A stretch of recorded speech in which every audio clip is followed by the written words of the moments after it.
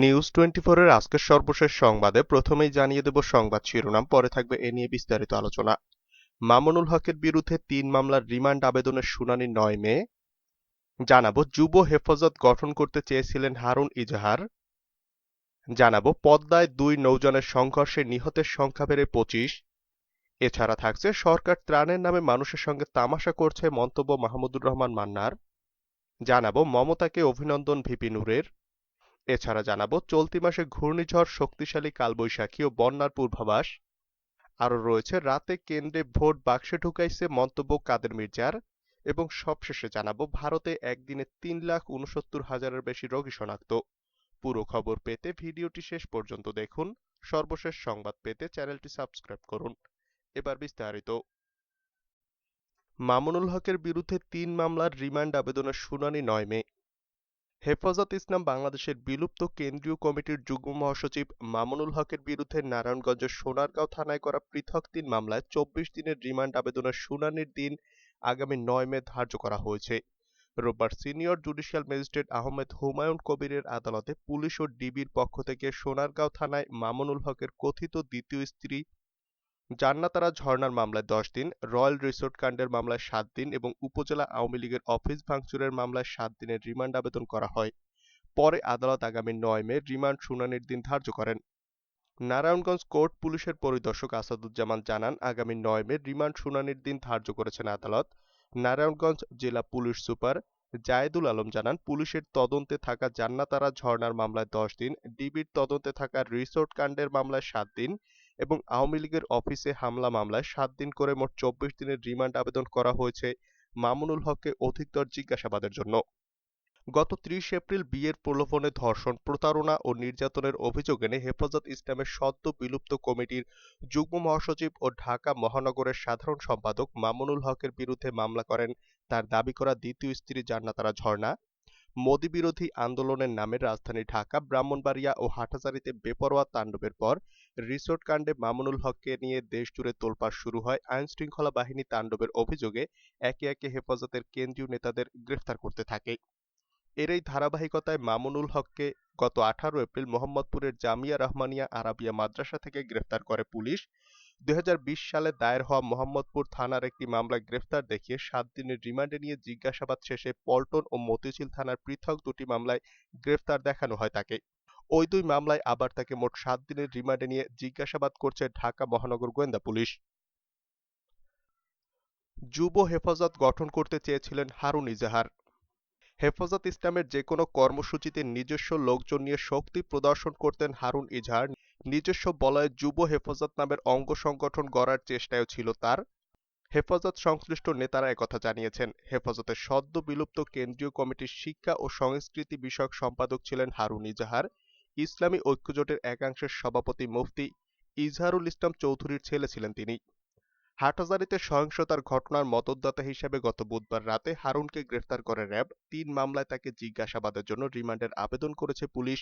আজ সোমবার রিমান্ড আবেদনের শুনানি হবে।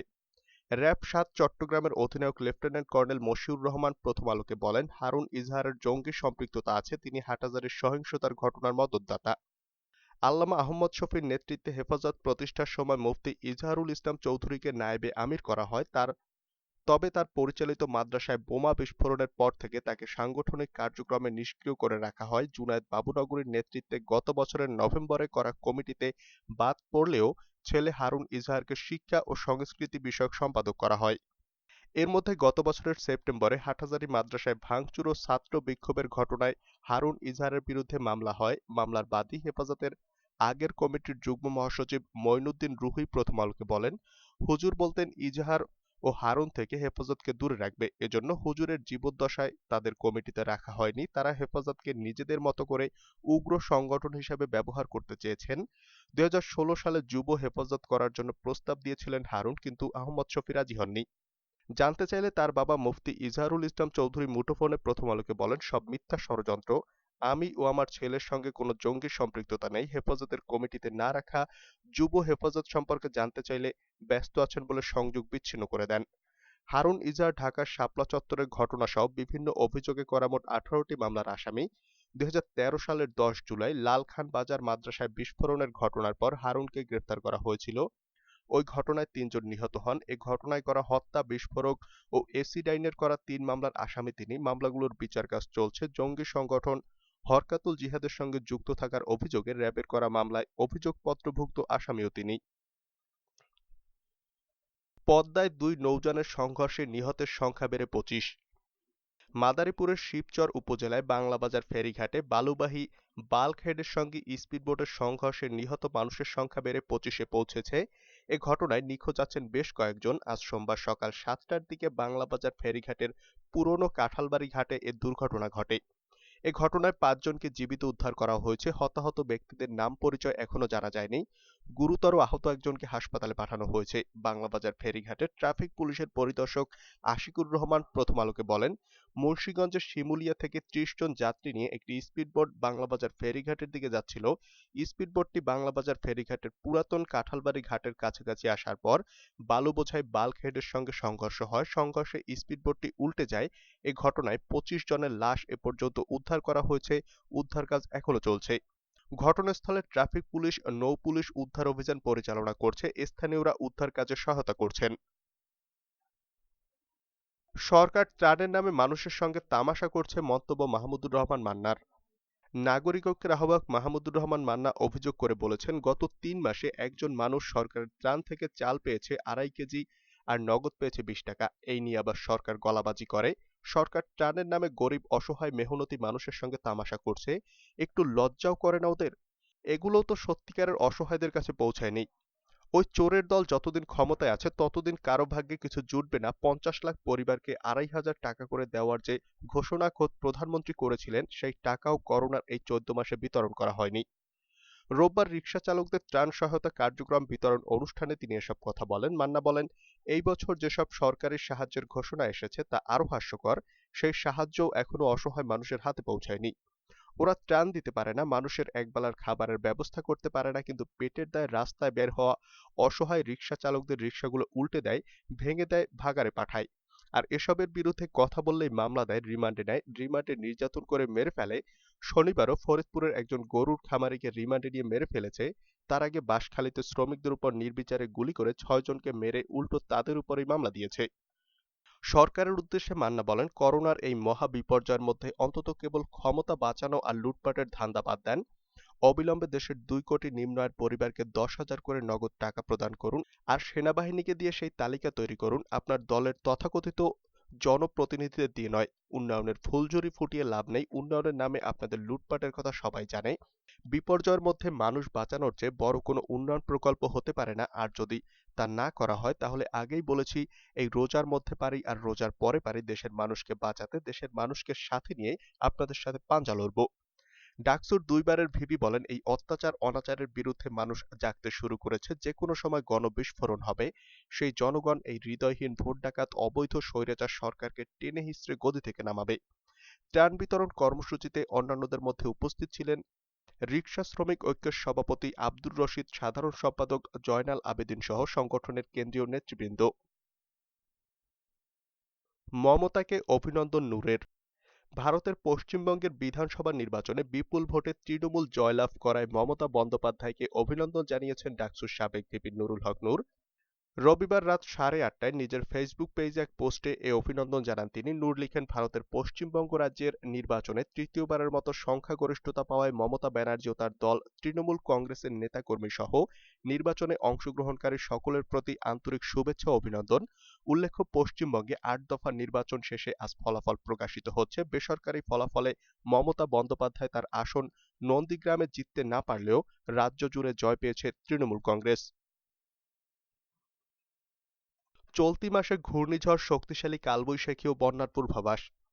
চলতি মে মাসে দেশের আবহাওয়ায় ব্যাপক পরিবর্তন দেখা যাবে। এ মাসে একদিকে আকস্মিক বন্যা, নিম্নচাপ, ঘূর্ণিঝড় ও শক্তিশালী কালবৈশাখী ঝড়ের আভাস আছে, আবার অন্যদিকে স্বাভাবিক অপেক্ষা কম বৃষ্টিপাত ও তীব্র দাবদাহ দেখা দিতে পারে। আগামী ১ মাসের আবহাওয়ার আগাম পরিস্থিতি তুলে ধরতে আবহাওয়া অধিদপ্তরে অনুষ্ঠিত এক বৈঠকে এসব তথ্য জানানো হয়েছে। বৈঠকের তথ্য জানিয়ে আবহাওয়াবিদ সম সাজু জানান, প্রতি মাসের শুরুতে অধিদপ্তরের পরিচালকের সভাপতিত্বে আবহাওয়া বিশেষজ্ঞ কমিটির বৈঠক অনুষ্ঠিত হয়। ওই বৈঠক থেকে চলতি মাসের দীর্ঘমেয়াদী আবহাওয়ার পূর্বাভাস তৈরি করা হয়। এর আগে আগের মাসের একটি পর্যালোচনাও থাকে।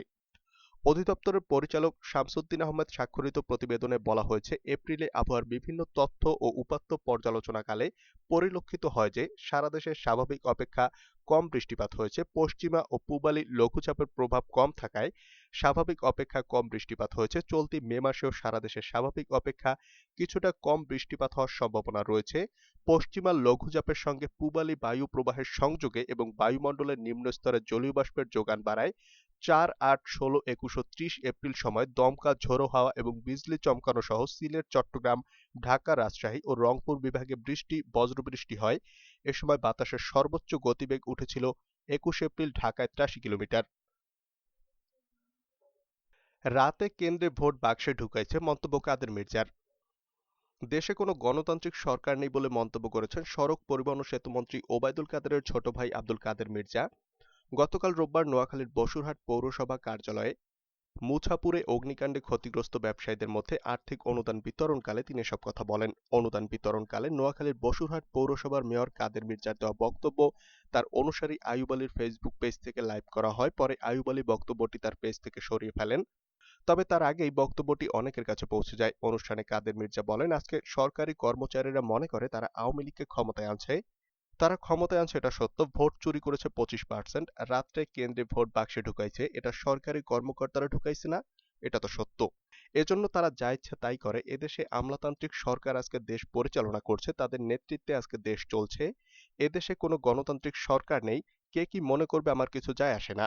কাদের মির্জা বলেন, আমি জেলের জন্য প্রস্তুত। আমাকে হুমকি দিচ্ছে আমার দেশ সম্পাদক মাহমুদুর রহমানকে যেভাবে নির্যাতন করছে আমাকে সেভাবে নির্যাতন করবে। আমারে বলছে চুপ করে ঘরে বসে থাক। আমাকে বলছে নিজেকে প্রকাশিত করতেছে। আমাকে এমপির লোভ দেখাইছে, পদের লোভ দেখাইছে। না পারি বলেছে যা ইচ্ছা তাই কর। সেতুমন্ত্রী ও প্রশাসনের বিরুদ্ধে কথা বলা যাবে না, একটি সংস্থা তাকে হুমকি দিয়েছে এমন অভিযোগ করে কাদের মির্জা আরো বলেন, এটা কোনো রাষ্ট্র, কোনো দেশ? এটা কি দেশ? কথা বলা যাবে না? তাহলে আপনারা আইন পাশ করে বলে দেন এই দেশে কেউ সত্য কথা বলিও না। কাদের মির্জা প্রধান নির্বাচন কমিশনারের উদ্দেশ্যে বলেন, আপনি একটা কাজ করেন, একটা তন্ত্র পাশ করেন জাতীয় সংসদে, দেশের টাকা নষ্ট করে ভোট নেওয়ার দরকার কি? ভোট নেন চুরি করে।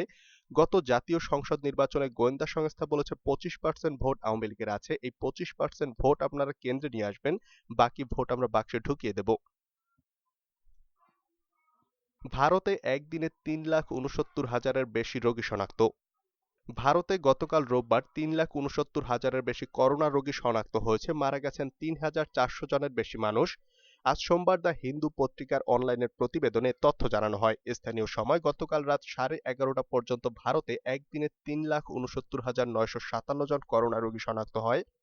আগের দিন শনিবার শনাক্ত হয় ৩,৯২,০০০-এর বেশি করোনা রোগী। গত শুক্রবার ৪,০১,৯৯৩ জনের করোনা শনাক্ত হয়। স্থানীয় সময় গতকাল রাত 11:30 পর্যন্ত ভারতে একদিনে ৩,৪৫৫ জন করোনায় মারা যান। আগের দিন শনিবার করোনায় মারা যান ৩,৬৮৯ জন, যা দেশটিতে একদিনের সর্বোচ্চ মৃত্যুর ঘটনা। সবশেষ তথ্য অনুযায়ী ভারতে করোনায় সংক্রমিত মোট শনাক্ত রোগীর সংখ্যা দাঁড়িয়েছে ১,৯৯,১৯,৯০০। মোট প্রাণহানি দাঁড়িয়েছে ২,১৮,৯০৯ জন। ভারতে শুক্রবারই প্রথম একদিনে ৪ লাখের বেশি মানুষের করোনা শনাক্ত হয়। তার আগে টানা ৯ দিন ধরে দৈনিক শনাক্তের সংখ্যা ছিল ৩ লাখের বেশি। তারপরও আগে ১৫ এপ্রিল থেকে দেশটিতে প্রতিদিন ২ লাখের বেশি করোনা রোগী শনাক্ত হচ্ছিল। আর টানা এক সপ্তাহ ধরে ভারতে ২,০০০-এর বেশি মানুষ করোনায় মারা যাওয়ার পর গত ২৭ এপ্রিল থেকে দৈনিক মৃত্যু ৩,০০০-এর বেশি। বিশ্বের কোনো দেশে একদিনে সর্বোচ্চ সংখ্যক করোনা রোগী শনাক্তের রেকর্ড এখন ভারতের দখলে। গত ২২ এপ্রিলের আগ পর্যন্ত এই রেকর্ড যুক্তরাষ্ট্রের দখলে ছিল। যুক্তরাষ্ট্রে গত জানুয়ারিতে একদিনে সর্বোচ্চ ২,৯৭,৪৩০ জনের করোনা শনাক্ত হয়েছিল। ভারতে শুক্রবার রেকর্ড ৪ লাখের বেশি মানুষের করোনা শনাক্ত হয়।